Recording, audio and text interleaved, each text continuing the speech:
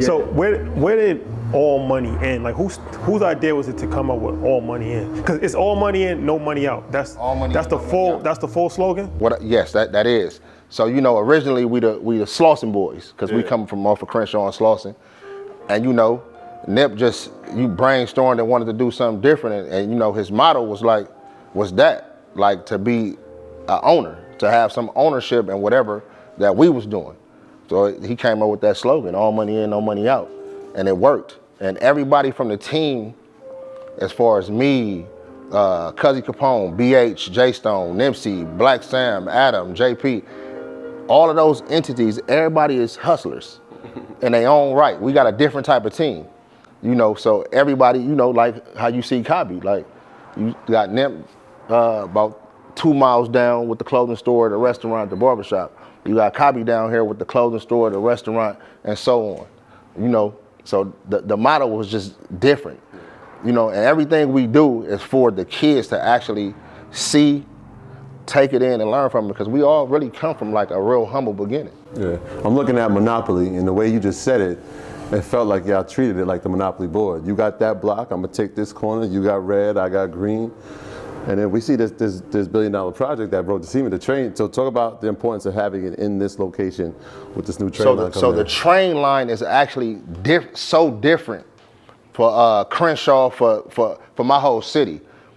The train line runs all the way from, I think, Lancaster all the way to the airport.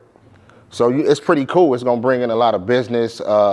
And as you see outside the store, we have new development. So right now on Crenshaw, they're building high-rise apartment buildings. And you got guys like me that's smack dead in the middle of them. So which is cool, because I'll be able to, you can come here, you can get your clothes. You can come here, you can get your food. And we right here. But Destination Crenshaw is something that Nip started. And you got guys like Marquise, the mayor, pick up on it. Everybody got together. And this is what you see. You're gonna see murals up and down Crenshaw of the Crenshaw destination. You're gonna see Nip.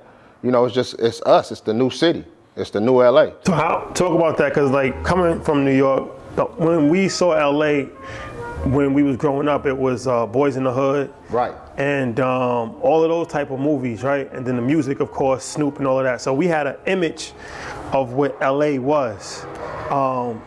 But I have a feeling that it's different now than that image that we had in the 90s. So growing up in LA, how has the neighborhood, how has the city changed from the 90s to where we are now, 2023? Well, it changed. The fashion is totally different. The kids dressing a little different. Khakis it's no khakis and jerry curls like the movie. It was like that once upon a time, but now the kids, it's the youth, and we got to take to them. Like the new youth, take a pair of khaki pants, hem them up, and put like my guy Desto. They gonna put an awful lot of cough syrup on their pants or dress their pants up a different type of way. But we gotta, everybody needs to adapt to the new things that's coming, because that's what it is when you got the younger kids. You gotta let them shine. You know what I'm saying? Because I remember being a young guy amongst the older guys, and they didn't understand when we had our pants tapered. You know what I'm saying? Because I came into the khakis, so we was taking our khakis and going to take them to the swap meet and get them tapered and kind of wear them like a little different, But yeah, times change, you know what I'm saying? So, we just evolve with the times. Yeah, man. So the marathon continues. Obviously through y'all and through us, we had that conversation earlier. But talk about that time in between the tragedy to getting on your feet and saying, nah, there's a dream I have for myself to expand the vision. What was that process like during that time for you? That was a big process. It was a hard process, a long process, and the world felt that. Yeah. Even though this was my brother and my twin, and I had my own feelings about it, I had to take my feelings almost out of it and take a step back and look at what the world went through. And it was crazy, because I still would be having conversations with him as he gone, because I just know him. He'll be like, yeah, ain't nobody did it like this, Tramp. That's how I never told. He'll be like, oh, neighborhood, look how many people on Crenshaw and Slauson, look what I did. You know what I'm saying? He'd have been proud for these moments right here. So it mean a lot. So talk about the other brands. 'Cause everybody has their own brand in All Money In, right? Right. So I see Play Ball. That's so Pac-Man. Talk about that. Like talk about the different brands for the different people that's involved. So you got A&B, of course, which is me. You got PBC, Play Ball Clothing, which is Pac-Man. You got 25-8, which is J-Stone. You got BBH, which is my brother China right there, sitting in the back, and a few other brands that come through. As far as my Nolo with Hellstar, you know, just different type of shit, man. But everything is good. Yeah. When I hear y'all talk, man, there's a certain level of loyalty, but there's a certain level of ego that has been erased. Right.